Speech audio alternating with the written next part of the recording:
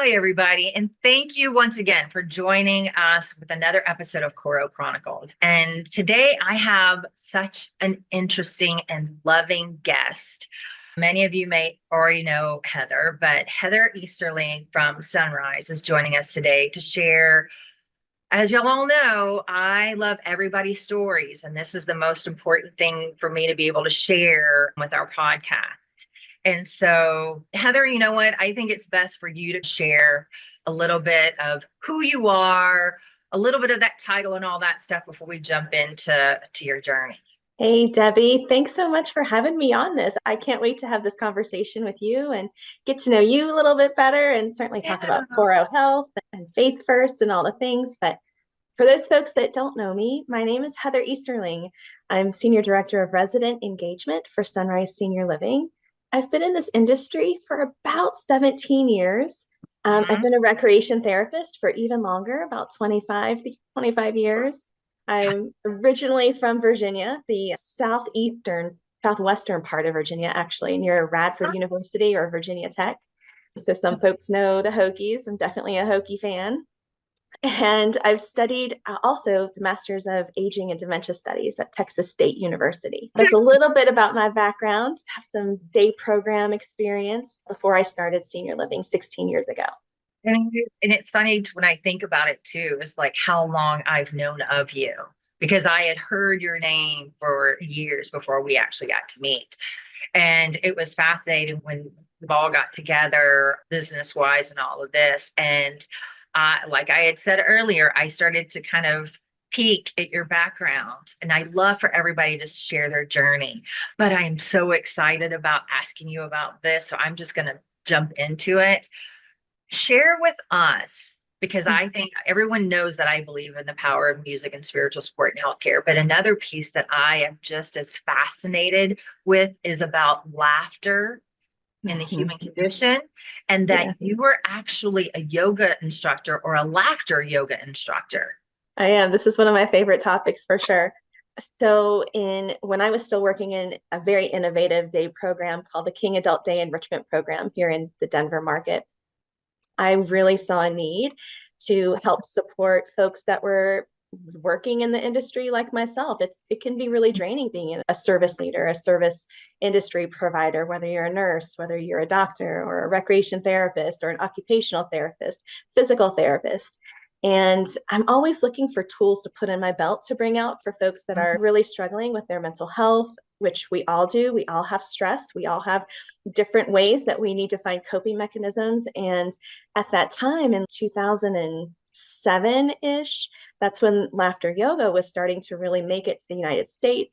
And there was a certification happening a week after I learned that laughter yoga was even a thing. And something about my personality type, I just like to dive into things. If I think something might be cool, I'm like, let's just get right in there and learn it. And what's not to love about something titled laughter yoga?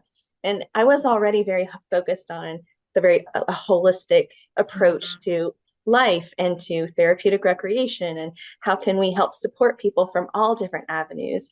So I dove right in and I loved it. And before I knew it, Channel 9 News in Denver was like featuring me, and I was brand new to laughter yoga. So I got a little press like right out the gate. And then before I knew it, and then laughter yoga just at the day program where I was took off, and it's a connector. And laughter is very similar to singing, right? You don't have to necessarily know the words, but you're using the same vocal cords, the same diaphragmatic muscles.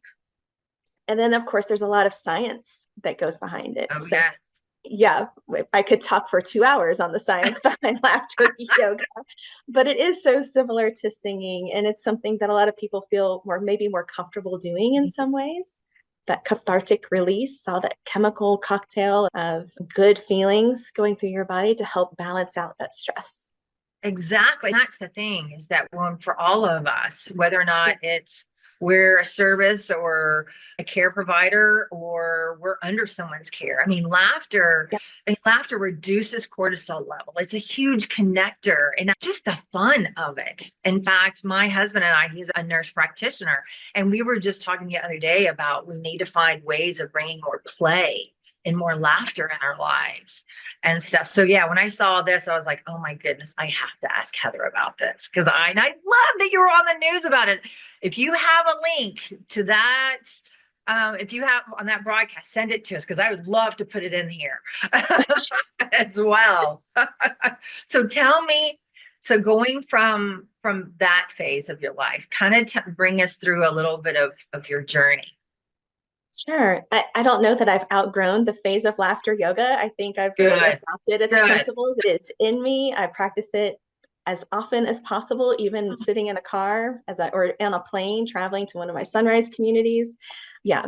So after the day program, I was really looking for ways to enrich my leadership skills. And I hadn't really thought about senior living until I started to really dive into the ways that the industry can help grow you in lots of different ways. And as a recreation therapist, the next logical step might be to go to a more skilled nursing setting where I would dive into reporting, goals and objectives, and really doing the more clinical paperwork and then managing a team that is providing the activities for the residents in rehab, but also in assisted living and memory care. So I decided to work for Sunrise Senior Living, and what brought me to Sunrise Senior Living was literally their mission was the exact mission that I had for my career before even coming there. So it is honestly the mission to champion the quality of life for all seniors. And to me, we're all seniors. We're all going to be seniors if we're so blessed to be old and older someday.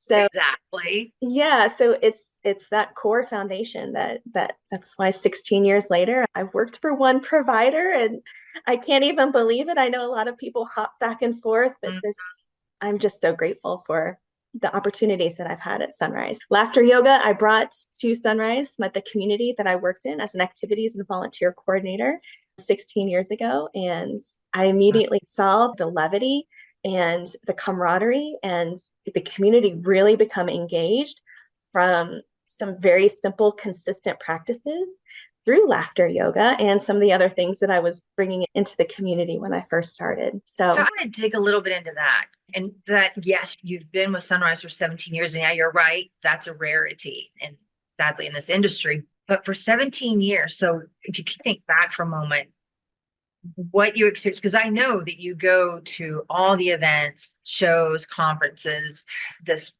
wealth of people that you know and that know you. But from 17 years ago, when you first walked into the space of long yeah. term care and engagement, share a little bit. And I don't want to say, I really want to kind of address this as in like where you've seen the growth from where things started 17 years ago.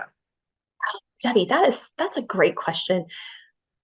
I would say that when I first started senior living, I was coming into it from a day program perspective. So in a day program perspective, the way that we had set up the day program was very much like extracurricular. It was like going to college and having classes all day long. And our participants at the day program could pick and choose and sign up for courses like they're literally doing the fun stuff in college. And so with that knowledge coming into senior living, I was Oh, like, why did we do that at senior living? Like, why are we? It felt very routine. It felt when I came into senior living, I felt like I was having to adapt myself and my experience into a structure that had been a little, I'm going to say old school. And yeah. there's nothing bad about old school. That's just where we were in the industry before then. And and so I've tried really hard to come in and say, all right, well, let's bring in some lectures. Let's make sure that we're providing something that feels very adult-like rather than senior-like. Mm. And so I think maybe that was part of the shift. And I think it is trending more and more that way, especially with the hospitality industry coming into senior living and starting to support and influence the industry in some of those ways. I think it's a really cool shift actually that's happening right now with that. I love And of that. course, we're doing And it, bingo. Bingo's always going to stick around, right? oh I mean, yeah. In yeah, fact, there was something just the other day, and I was just like, I was telling my husband, I'm like, I have this like still this little mental bucket list of things that I want to do, and I want to go play bingo at one of the veterans places. so Giggles all Debbie, the in Denver, where there's something called a Bingo Loco. Have you seen this being advertised on social media? I can't No. wait. A bunch of friends and I are going to go, and it's supposed to be like a rave slash drag bingo slash party with like neon lights, and it's just gonna be a hoot. So Okay. One, I've got to get to Denver. I now moved to Nashville, so I'm not too terribly far away. But that sounds amazing. And that's the other thing we talk about too, is one day we're going to be in long-term care. And when yep, I think about the music and the bingo, that's the kind of bingo I want, that excitement and fun. It's the same thing with music. Even when I think about, wow, what music is it going to be played when I'm in long-term care? And I keep thinking like I have to have Madonna and Prince and I have to have Ice Ice Baby. Yeah, no. It's funny yeah, too, because I've been with Coro for 15 years, I think, something like that. And even when we first started and we were going into communities, even talking about music, it's funny that you say the way kind of old school, and that's what we were walking into. And yeah, people were looking at music like, oh, we already have it. We have radio and stuff. And it's because it's background. And so really having to have these conversations of music, for that matter, being used as a care tool, and how right, science has proven, just like laughter, that it reduces cortisol levels, that it's engagement, that it enhances memories and connections and all of these things. But that's what it was when we first walked in. It was the old school of it's a radio, or we have our stack of CDs and we play them and all this. And it is 15 years later, it's, oh no, people are coming to us going, no, we need music that has purpose and has meaning. It's just like activities, has purpose and has meaning. that's right. If you could go back to yourself Yeah, 17 years ago, your okay, first day of work at sunrise, what yeah. advice would you give yourself? Oh, ooh, I would say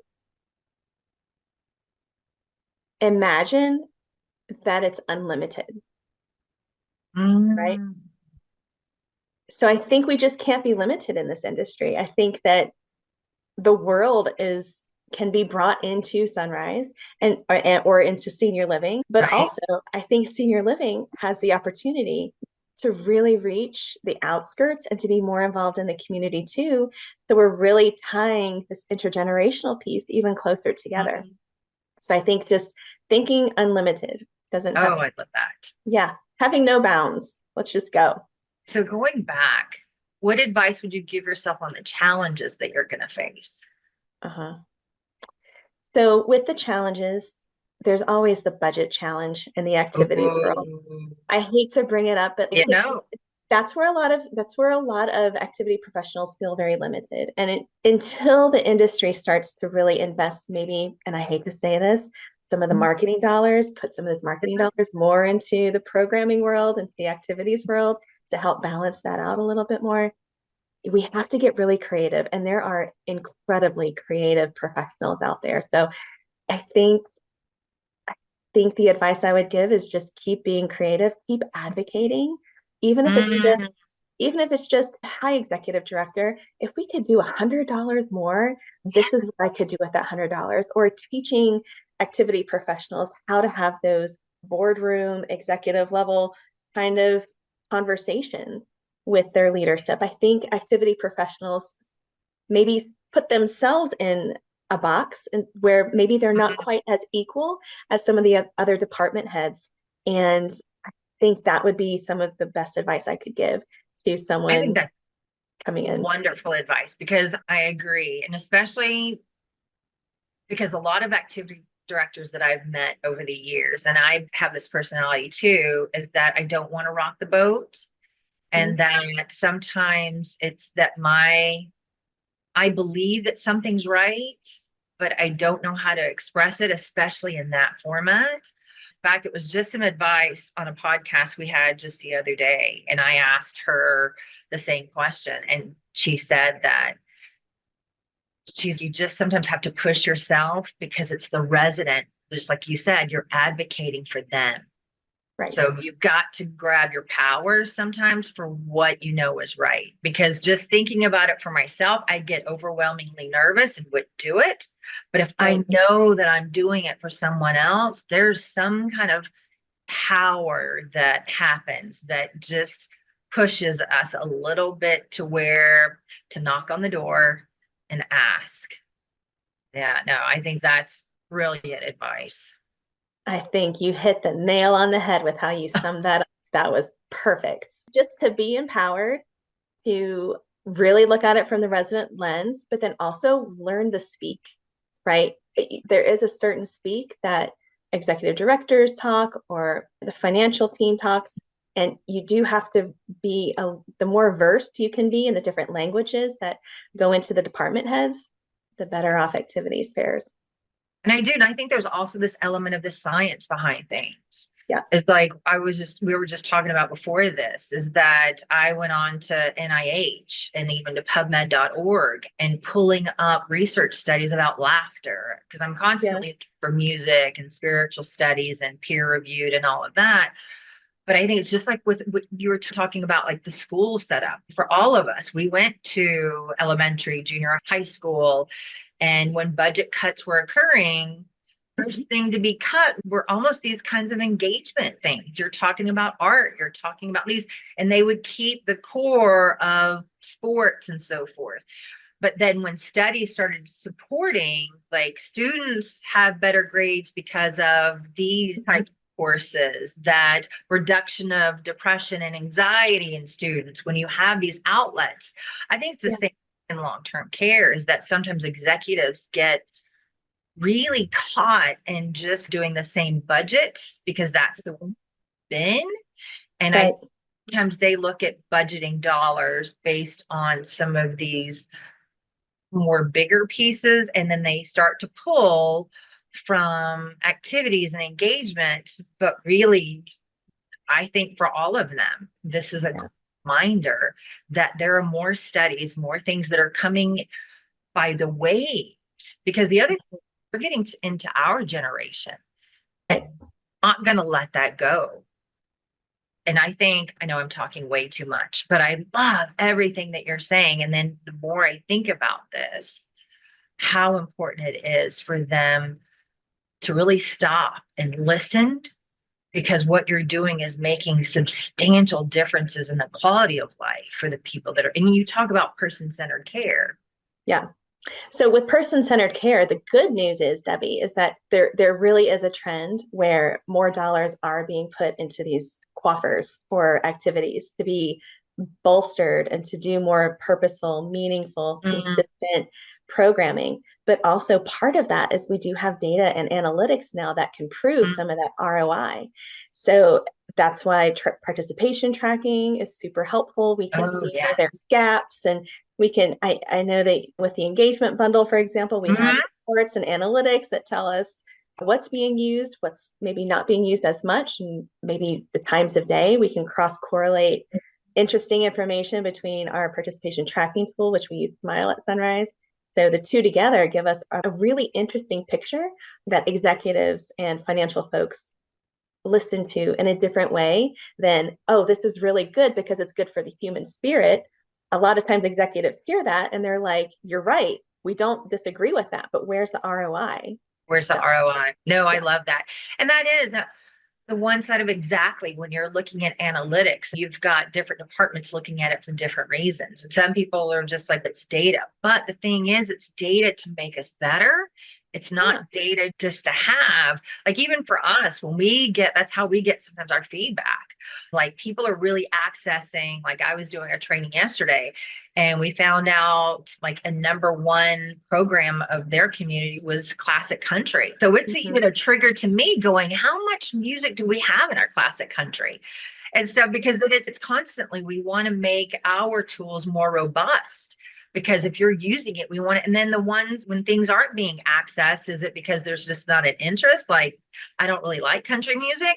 Or is it just what we have and we need to make it better? So the data Right. goes both directions if you're paying attention and listening. Yeah, it helps to tie in a story. Like even data that you might go, why are there only two or three people doing this karaoke class or this trivia class? And when you talk to the community, they're like, oh, but wait till you see that particular karaoke. They're doing some really nuanced songs that like it's more of an exclusive club that honestly is very organic. It's something we would do with our good friends.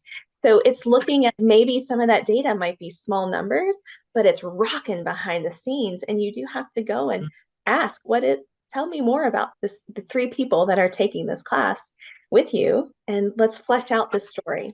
I love that. Speaking of people with you, one of the things that I always love to ask everybody is that for all of us, and especially when we've been in this industry for so long, there's still people that we bring with us along our journey. People that, like, I have a couple of my stories and those elders that I've met along the way that are still a part of me every time I do something. I would love to hear some of the people you carry with you today. Oh my goodness. You did If you warn can me that choose, there I might know. be there. You tell me there might be tears with this. All right, so I do have a couple. Okay, so Henriette O'Neill, she was 89 years old. She was one of my very, you're not supposed to have favorites, but you always have Oh, soul yeah. residents. There's just sometimes there's residents you have an extra special connection.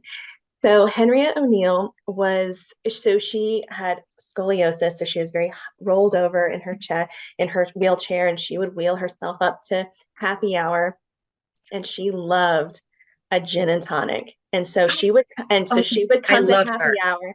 And I believe in happy hours in senior living. If residents partake, we should keep their lifestyle, right? We are Yes. who am I to take away a lifestyle just because you come to live in assisted living or Yeah. or even memory care? Happy Yep. hour should continue if that's what you love. So Henriette would wheel herself up, and she would get everybody together, and she would have her gin and tonic, and she would say, "Wee," instead of cheers. And she would do my laughter yoga classes. So when she would come to my laughter yoga class, so there's a cheer in laughter yoga. It's very good, yay. Very good, yay. Very good. And then I incorporated Henriette's cheer of wee. So if you ever hear anybody out there saying very good wee in We, laughter yoga, that is a legacy of Henriette O'Neill. So I oh, literally carry her through. Oh my gosh, she was a resident back in 2011. So since 2011, I've carried her with me. oh, Um, I love that. yeah, I'll tell you. Yeah. Yeah. So I know, who else do you carry with you? Yeah. So as far as mentors, Oh, I've that okay. Ooh. I've been super blessed with amazing mentors in my career. I owe so much to my mentors for sure. But I have to give a plug to Rita Altman. There's the pedestal, there's Rita right there. Oh, So she's a validation master teacher. She was my boss for about a decade, and I learned so much from her and in the industry and looking at things from the most empathetic lens that you could possibly look through. And I think that honestly was part of the game changer for me to go into more leadership roles at Sunrise. So when I started to learn validation, so the Validation Training Institute, we are at Sunrise Senior Living, we're an authorized validation training spot. And so in 2013, I started to learn the practices. And 7 years later, I became a teacher. And now I teach classes and I certify other folks in this beautiful validation method. So I would say that mentorship is definitely something that I have carried through the decade, going on and decades. yeah, we have to think about that. And for Yeah. people that might be watching this that don't know what validation training is, can you share a little insight to that? Yeah. So a validation, everybody knows the word validation, and everybody has an interpretation of, yeah, I do validation all the time. I validate my friends all the time. When I speak of validation, it's an actual very empathetic technique. And speaking with someone who is old, so someone who has cognitive decline, so some type of memory loss typically, and we use these techniques to join them in the moment where they are. And we use these techniques to help them feel like they're being seen, that they are heard, that they belong. So those three unmet needs are truly met utilizing these validation techniques. Yeah, that's Yeah. validation in a summary. And it is very there are things to learn. There's things that we naturally do every day with each other, listen to our friends, but we use a lot more empathy rather than sympathy. And Brene Brown has a really great little clip about the difference between empathy and sympathy. And that might be a fun link to share in the chat too. Oh, that's a great idea. Yes, Yeah. totally. 'Cause I love her. And I think about like when listening to you share these stories and all this, and I just think how lucky the residents are, and even your peers and your team, because you do everything that you're talking about, no matter if it's from when you're younger to today, depending on what department or what level, everything that you're doing, you have this guiding light of empathy, and your leadership is it's leading with empathy. And I think that for some people that carry that, it's rare Mm, because they only look at that through that lens in one department or one capacity, versus for you, it's an entire scope. And I think that's super, super powerful. wow. Um, I feel like I was just validated. Thank you. Sometimes that's the thing is it's caregivers. Sometimes caregivers, we're the last ones to care for ourselves because Right. it's very difficult for us to think that way because we're caring for others because it's something that feeds our heart and our soul, but we also need to have moments where we're validated of what we're bringing to others. It's so true. One question I always ask my guests is that throughout all these questions and curiosities and so forth, what is something that you wish I would have asked or brought up for us to talk about? Oh, that's a great question. I think I think it might be important to talk about for those folks that may not be in the field already, or for folks that might be wondering what is it like to even care for somebody who is older. I could not be more grateful for the things that I've learned in senior living because it helped to prepare me for real life in so many ways. Especially when you're younger, you don't anticipate your parents getting older and what that might look like and what that might feel like. And if I hadn't been working in senior living, I would not have been prepared to care for my own father who had a stroke, has vascular dementia from the stroke, and I've been doing it for 8 years.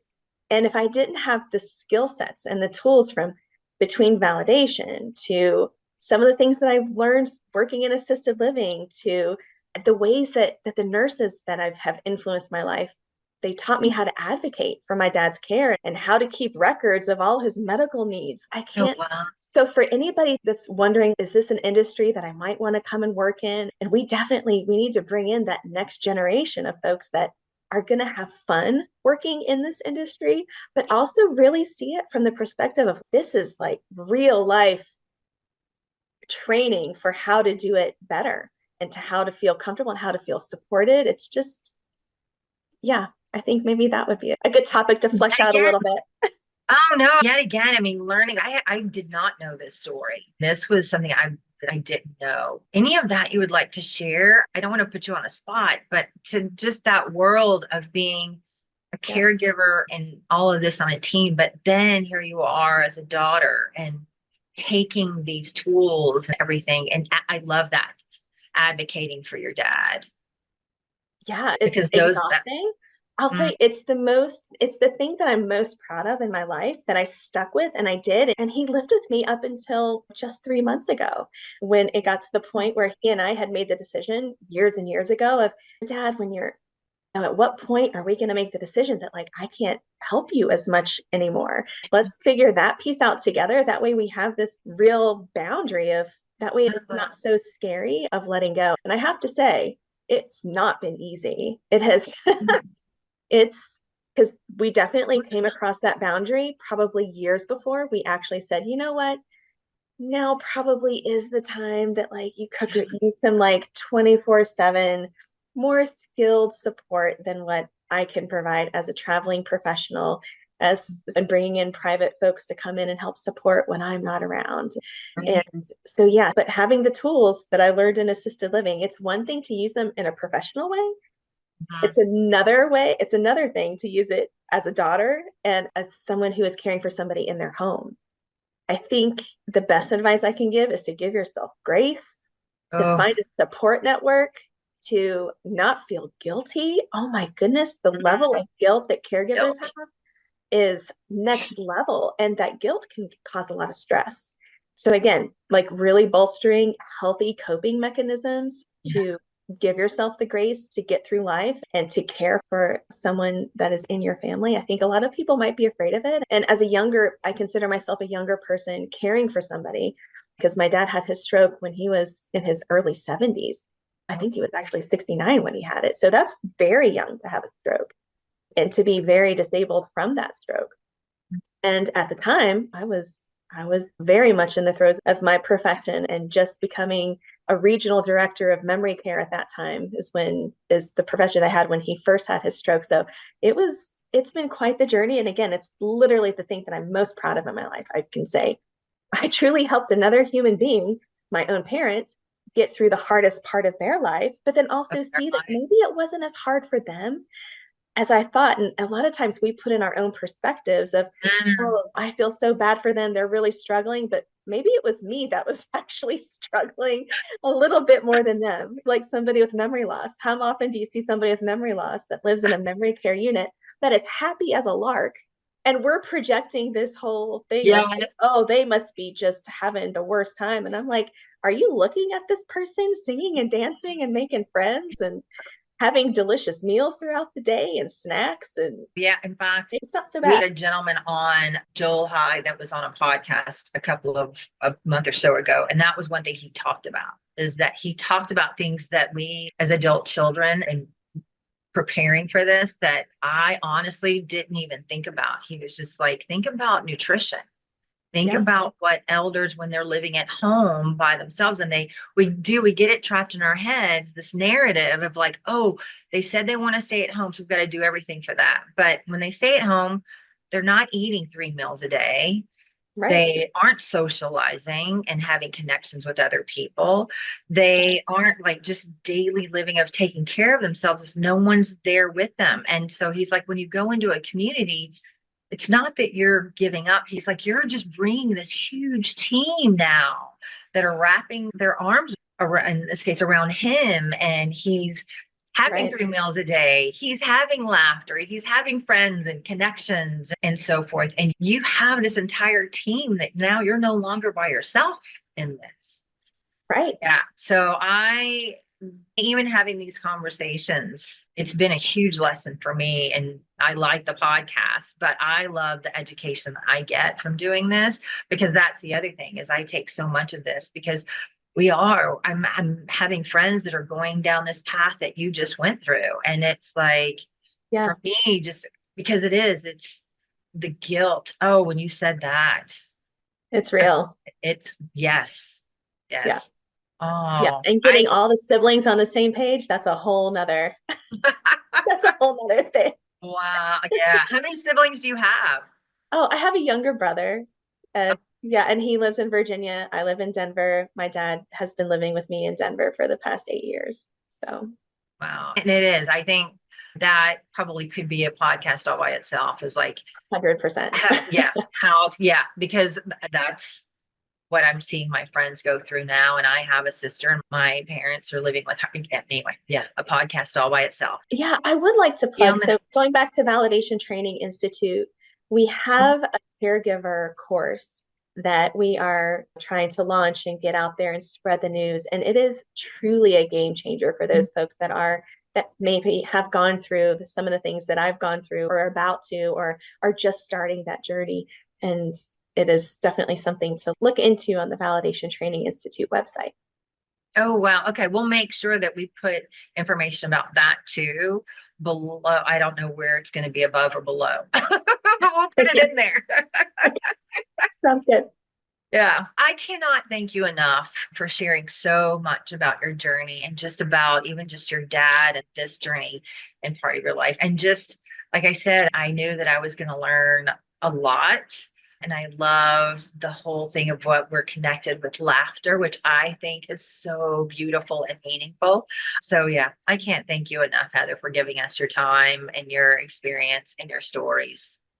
Oh my gosh, this has been one of the most fun podcasts I've ever done. So, Debbie, thank Oh, you. You're a gifted interviewer for sure. And it's been a pleasure speaking with you. And for everyone out there, I wish us all the best. Good health, yes, I wish us lots of all. laughter, good Yes, camaraderie, yes. good eye contact. Make lots of eye contact, folks. It's really good for you.